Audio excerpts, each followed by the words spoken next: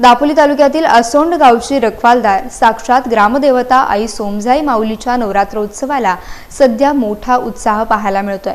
अश्विन शुद्ध प्रतिपदेपासून दसऱ्यापर्यंत आई सोमजाईचा हा भव्य नवरात्रोत्सव मोठ्या भक्तिभावाने साजरा केला जातो।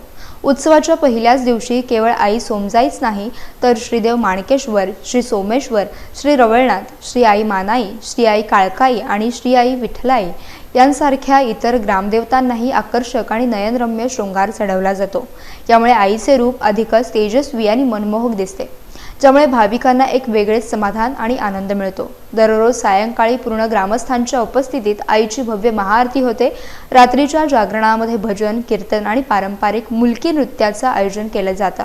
या सर्व कार्यक्रमांमध्ये लहान मुलांपासून ते तरुण, वयोवृद्ध आणि महिलाही मोठ्या उत्साहात सहभागी होतात। संपूर्ण गावाला एकत्र आणणारा आणि भक्तिमय वातावरण निर्माण करणारा हा सोहळा असोंडची खरी ओळख बनला आहे।